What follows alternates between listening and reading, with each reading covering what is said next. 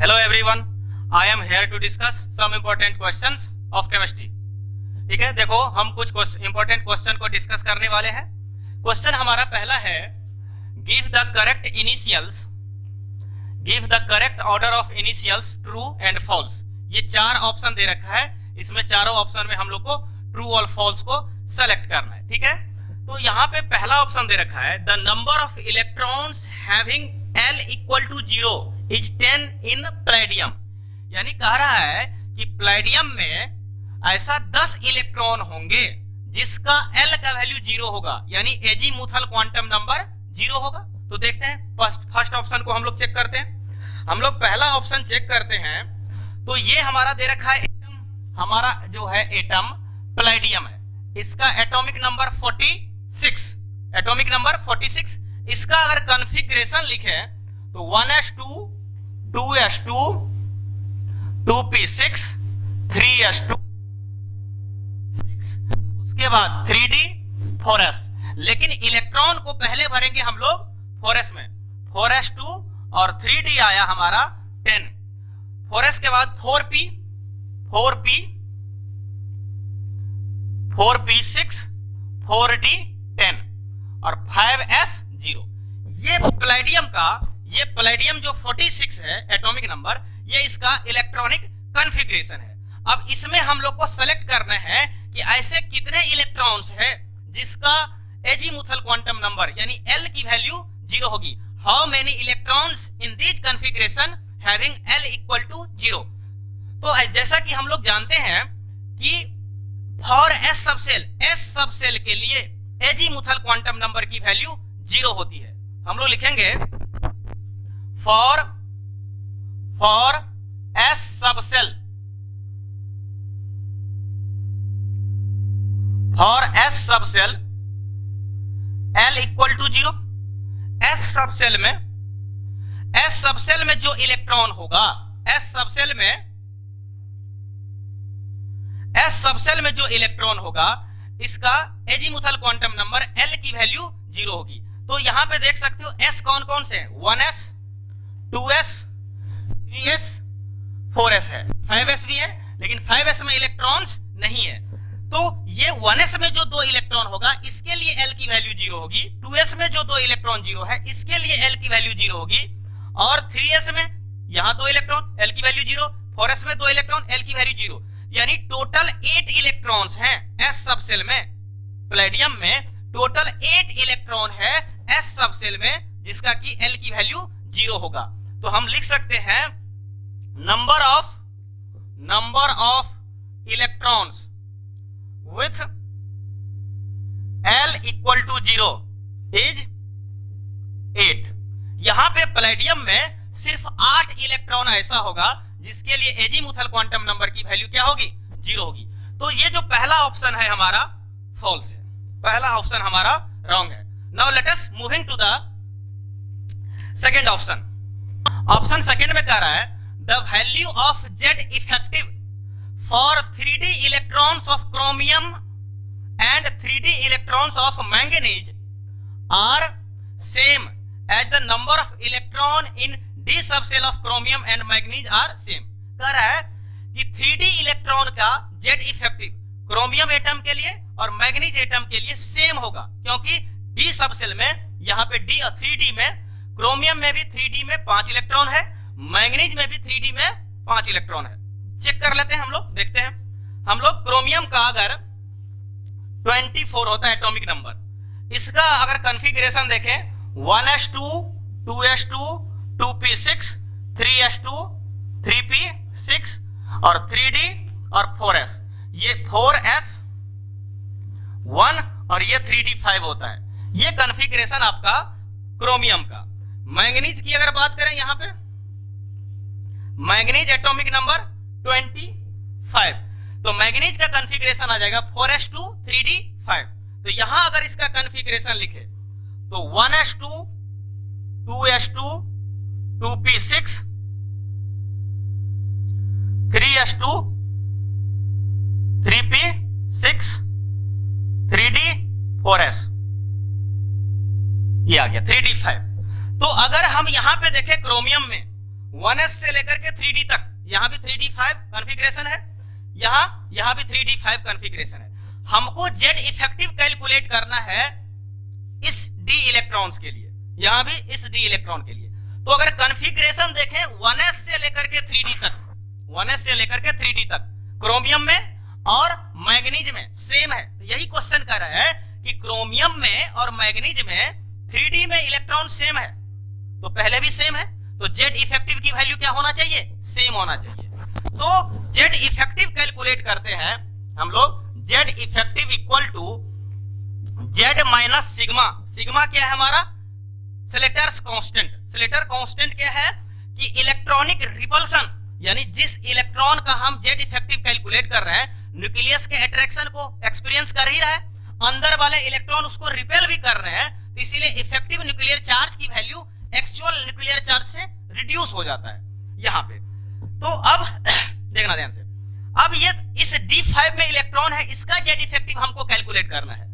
तो इस D5 के बाद का जो ऑर्बिटल है, ये अंदर वाले इलेक्ट्रॉन को रिपेल नहीं करेगा।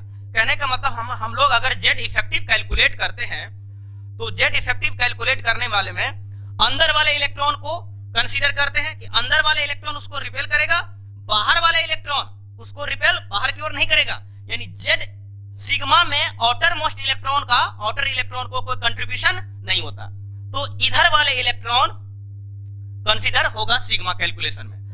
अब d में 5 इलेक्ट्रॉन है, तो किसी एक इलेक्ट्रॉन के लिए हम z इफेक्टिव की वैल्यू कैलकुलेट करेंगे, तो रिमेनिंग 4 इलेक्ट्रॉन उस 5th इलेक्ट्रॉन के लिए इनर साइडर होगा, तो वो 4 inner cider electron outer most को क्या करेगा, रिपेल करेगा। तो सिग्मा का जो कंट्रीब्यूशन होगा इन 4 इलेक्ट्रॉन का होगा 0.35 का, 0.35 का, और इससे अंदर का जो जितने भी होंगे ये सारे के सारे कंट्रीब्यूट करेगा 1 कंट्रीब्यूट करेगा, 1 कंट्रीब्यूट करेगा। तो अगर हम सिग्मा की वैल्यू यहां पे कैलकुलेट करें इन इलेक्ट्रॉन के लिए, 4 इलेक्ट्रॉन का होगा 0.35, तो 4 इंटू 0.35 प्लस अंदर वाले कितने इलेक्ट्रॉन है टोटल 18, तो 18 इंटू 1, तो ये सिग्मा के वैल्यू आ जाएगा टोटल 19.4। तो z इफेक्टिव का जो वैल्यू आएगा, z कितना 24 माइनस 19.4, तो ये आ जाएगा कितना 4.6। ठीक है, तो ये जो इसका 5th इलेक्ट्रॉन है d सबसेल में, इसके लिए z इफेक्टिव की वैल्यू आएगा 4.6। अब यहां पे z इफेक्टिव की बात करें, z इफेक्टिव की बात करें तो हम लोग लिखेंगे z माइनस सिग्मा, इसके लिए भी सिग्मा का वैल्यू वही सेम, ये 4 इलेक्ट्रॉन 0.35 कंट्रीब्यूट करेगा और अंदर वाला सारा 1 कंट्रीब्यूट करेगा, तो 0.35 इंटू 4 और प्लस 18 इंटू 1, तो ये आ जाएगा 19.4। अब यहां से z इफेक्टिव की वैल्यू आएगी क्रोमियम का 25 माइनस 19.4, ये आ जाएगा 5.6। ठीक है, ये तो हमने कैलकुलेट करके दिखा दिया। अब यहां से हम डायरेक्ट भी कर सकते थे, डायरेक्ट इसीलिए कर सकते थे कि कॉन्फ़िगरेशन सेम है, यहां भी 3d5 का कॉन्फ़िगरेशन सेम है, तो सिग्मा की वैल्यू क्रोमियम के केस में मैग्नीज के केस में सेम होगा, ये सिग्मा और ये सिग्मा सेम होगा। देखो 19.4, यहां भी 19.4, डिफरेंस किस में है, एटॉमिक नंबर में। तो अगर z डिफर कर गया, सिग्मा सेम है, तो दोनों का z इफेक्टिव अलग अलग होगा ही।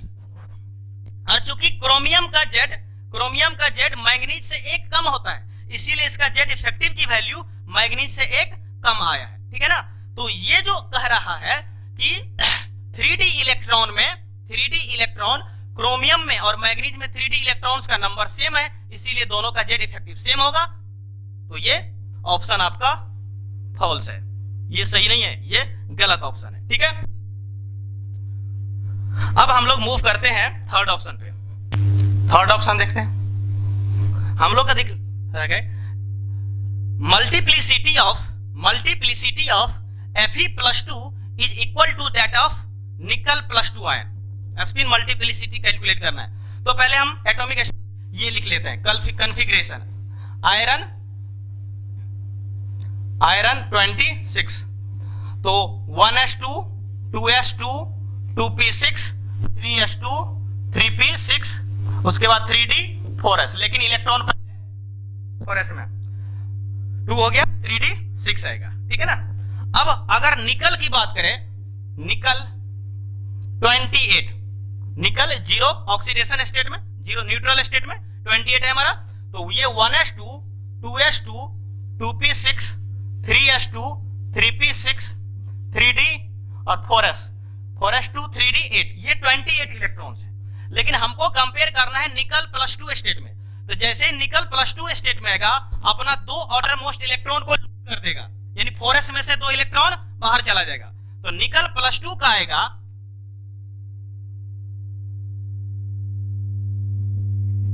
4s में 0 हो जाएगा बस, 1s2 2s2 2p6 3s2 3p6 3d 8 और 4s 0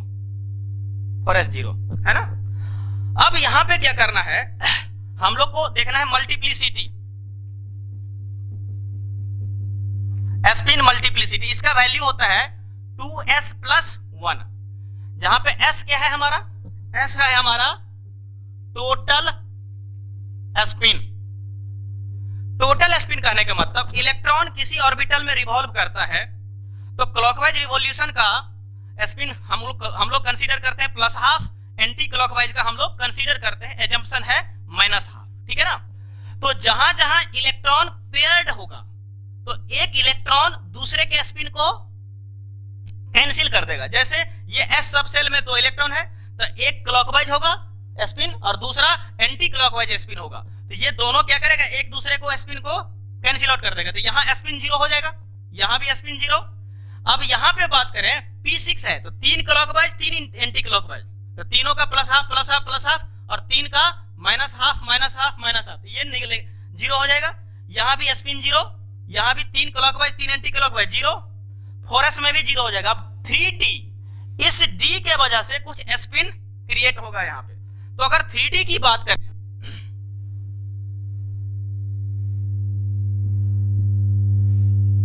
3d6 की बात करें, 3d6, अब इस 3d6 में 6 इलेक्ट्रॉन है, तो अकॉर्डिंग टू ह्यून्स रूल पहले हम लोग सिंगल सिंगल करके इलेक्ट्रॉन भरेंगे, फिर अपोजिट स्पिन के साथ इस इलेक्ट्रॉन का पेयरिंग करेंगे।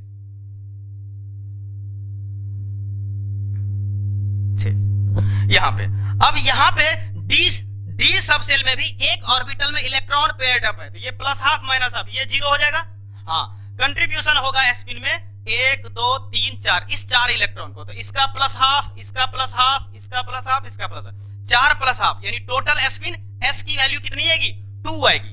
तो जो स्पिन मल्टीप्लिसिटी का वैल्यू है 2s + 1, तो ये आ जाएगा 2 × 2 + 1। स्पिन मल्टीप्लिसिटी का वैल्यू आयरन के लिए आएगा 5, ठीक है ना। अब निकल की बात करें, मल्टीप्लिसिटी की वैल्यू 2s + 1, यहां भी सभी जगह इलेक्ट्रॉन पेयर्ड अप है कंप्लीटली, तो ये एक दूसरे को कैंसिल आउट करेगा, बस डिफरेंस है 3d में। 3d 8 का कॉन्फ़िगरेशन अगर देखें,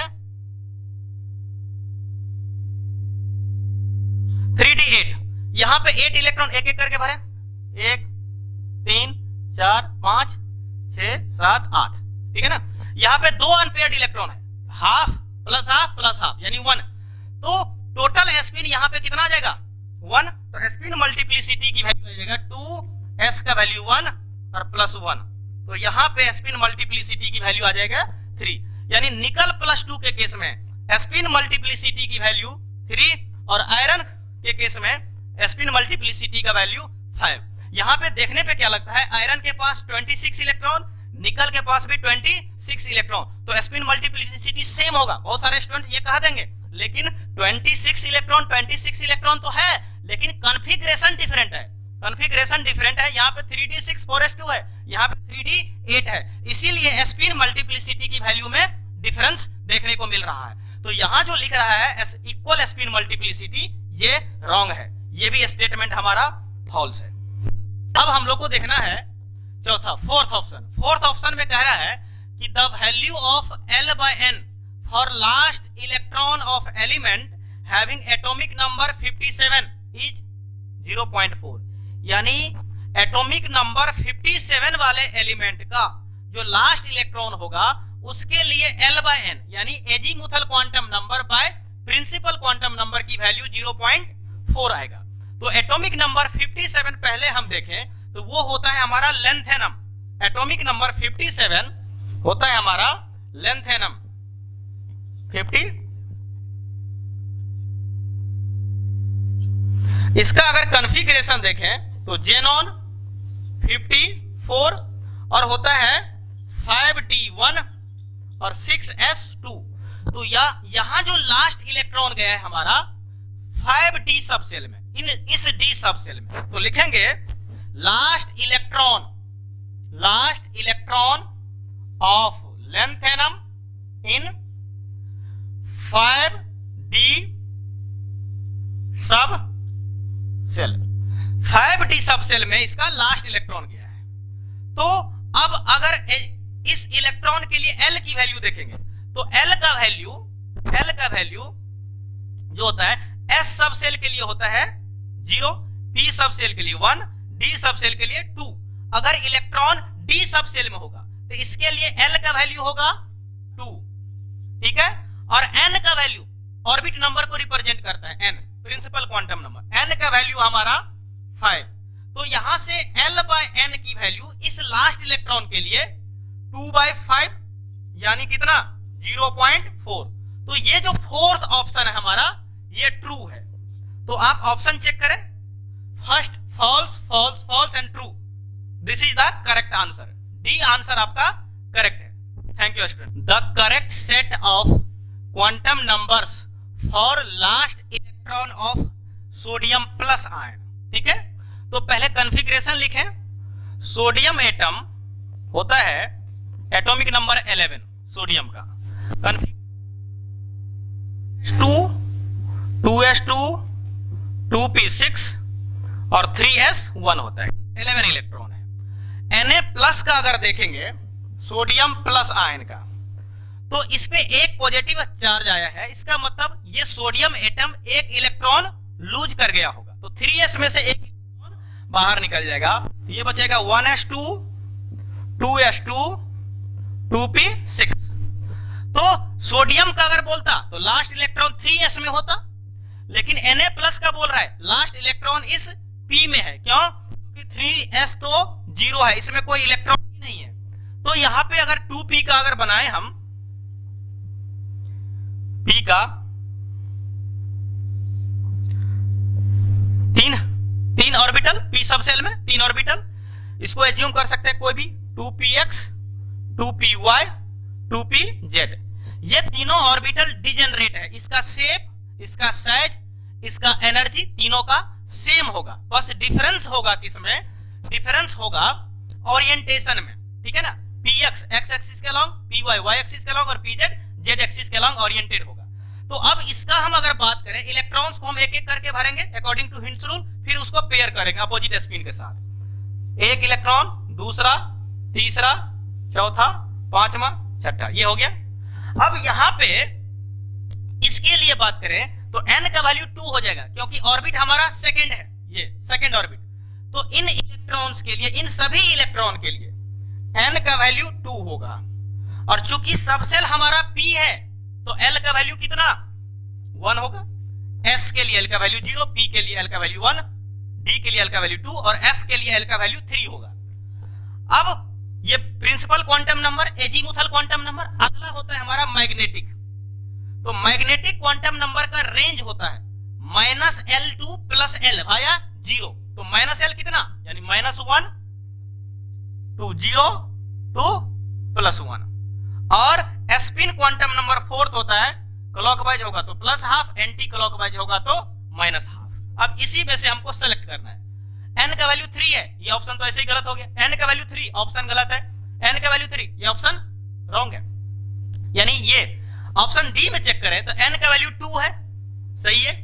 l का वैल्यू कितना 1, सही है।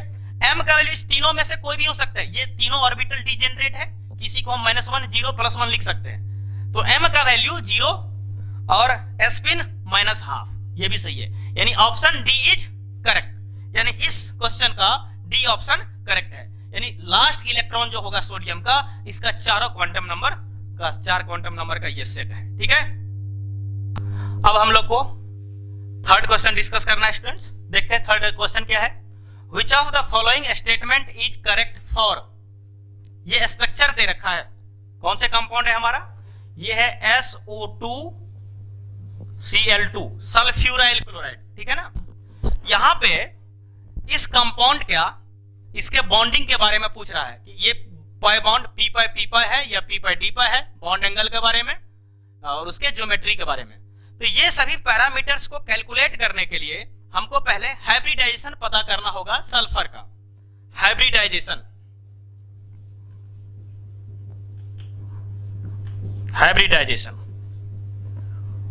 अब अगर हाइब्रिडाइजेशन कैलकुलेट करना है, हाइब्रिडाइजेशन कैलकुलेट करने के लिए हम लोग पता करते हैं number of hybrid orbitals. Number of hybrid orbitals equal to हम लोग लिखते हैं sigma bond plus lone pair. अब देखें इस सल्फर के पास ये सिंगल है तो सिग्मा होगा, ये भी सिंगल सिग्मा, और डबल बॉन्ड में एक सिग्मा एक पाई, ये हमारा सिग्मा है ये हमारा पाई होगा, एक सिग्मा है एक पाई है।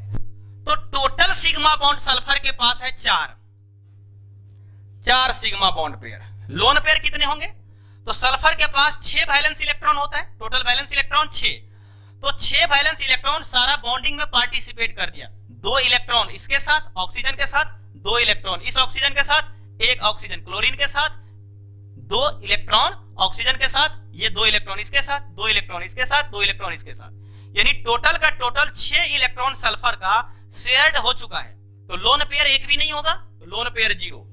तो जब नंबर ऑफ हाइब्रिड ऑर्बिटल 4 हुआ तो हाइब्रिडाइजेशन हमारा होगा sp3,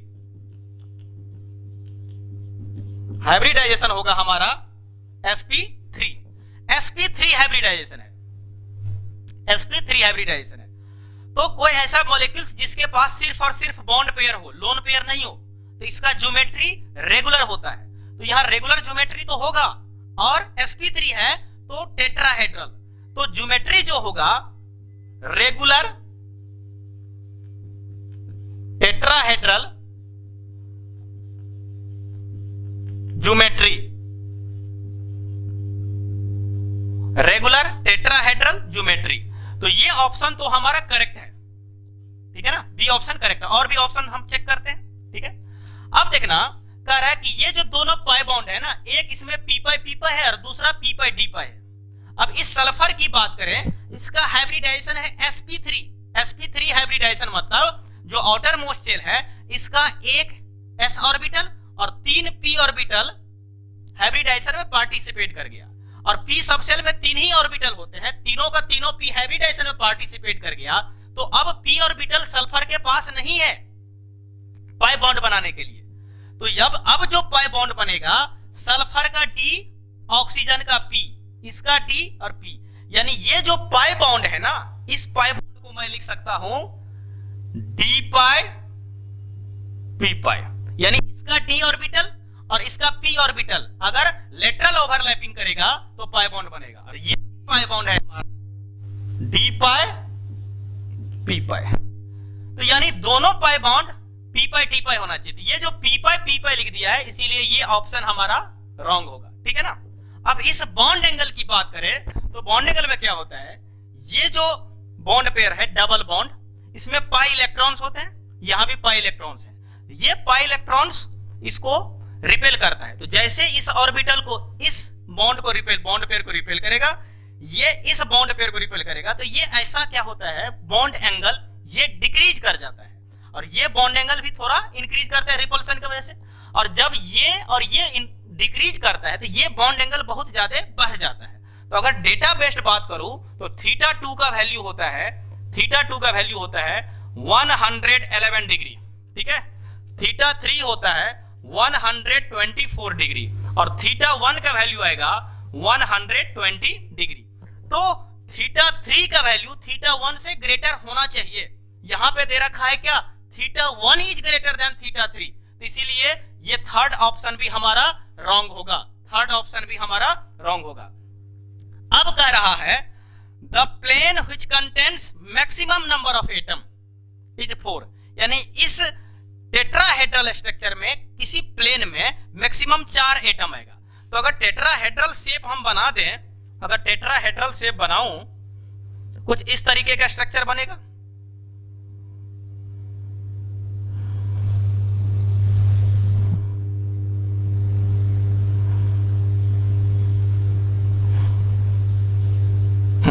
ये टेट्राहेड्रल शेप है, तो एक एटम यहां पे होगा, एक एटम इस एंड पे, यानी जो 4 एटम है ना सराउंडिंग एटम, ये टेट्राहेड्रॉन के वर्टेक्स पे लोकेटेड होगा। अब यहां पे देखो तो ये तीनों वर्टेक्स मिलाकर के एक प्लेन बना रहा है, तो एक प्लेन में मैक्सिमम 3 वर्टेक्स आएगा। इस प्लेन की बात करो, इस प्लेन की बात करो, मैक्सिमम 3 एटम आएगा।